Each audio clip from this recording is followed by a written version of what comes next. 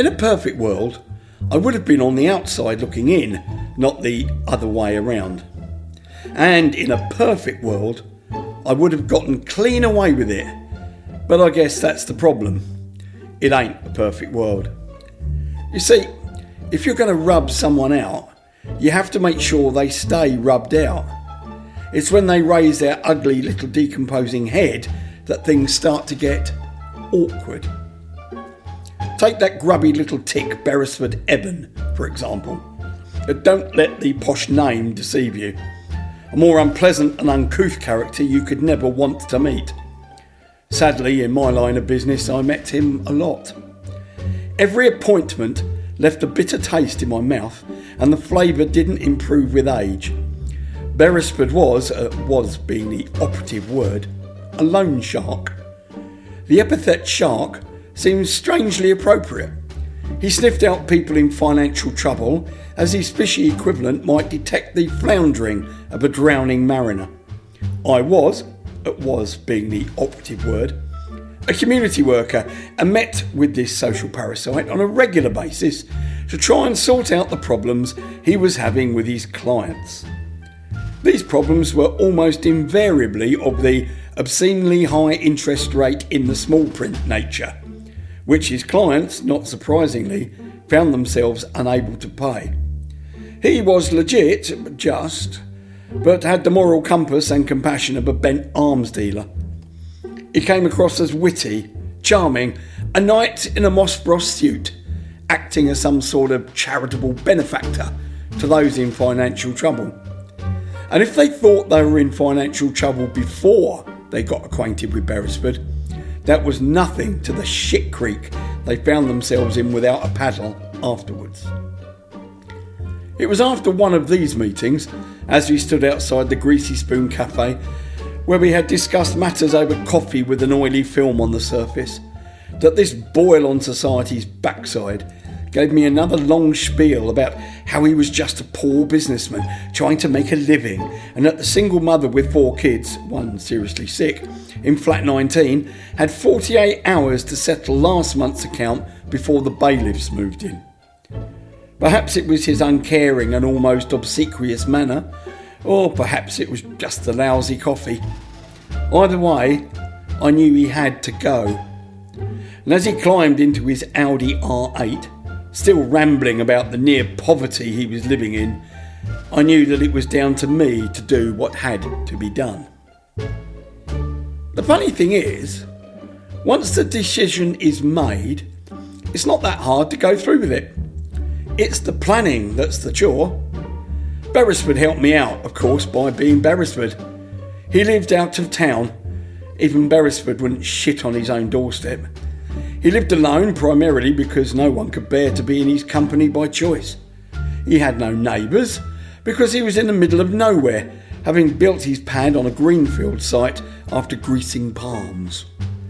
You would have thought he would have had some sort of security, but being so cocksure of himself, he didn't bother. I could roll right up the drive without a CCTV camera or Doberman tracking me. So I did, late one night, and banged on his door. It took a lot of banging to rouse him, but eventually an upstairs window opened and Beresford told me to fuck off. I told him I had the single mother with 4 kids, one seriously sick, in flat 19's money. The window closed. After several minutes, the front door opened and Beresford asked, "Well, where is it then?" That's the sort of man he was.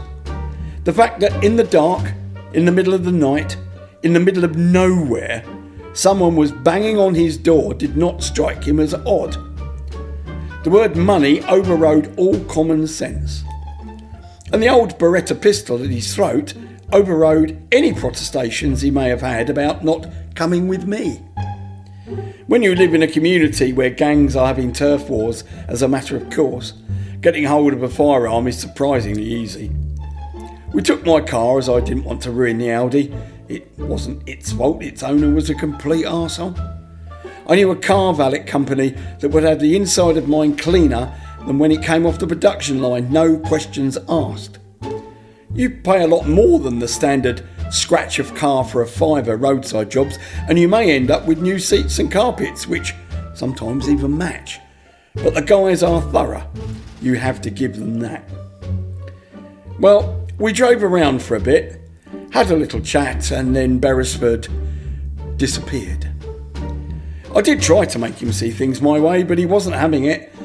Kept making out he was the victim when his clients were unable to pay. Needless to say, my heart was bleeding, though possibly not as much as Beresford's. It's surprising how quickly someone can just vanish from the face of the earth, but Beresford did, like magic. Just like that.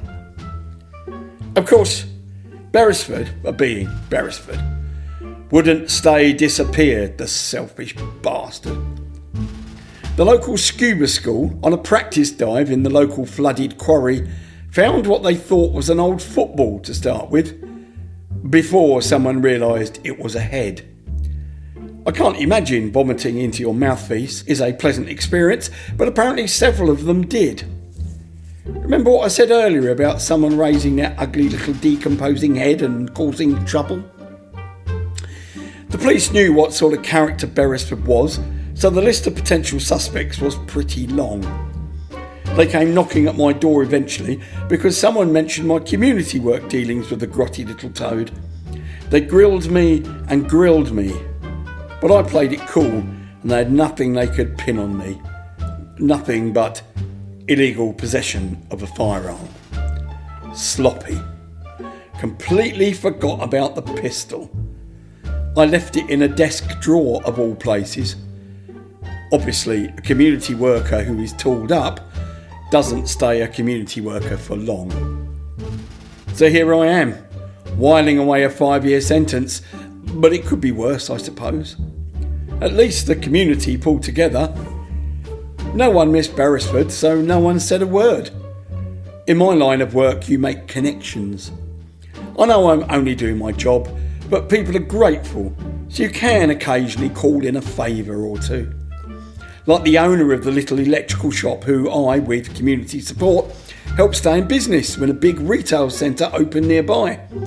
He was more than happy to donate a refurbished fridge freezer to the single mother with 4 kids, one seriously sick, in flat 19.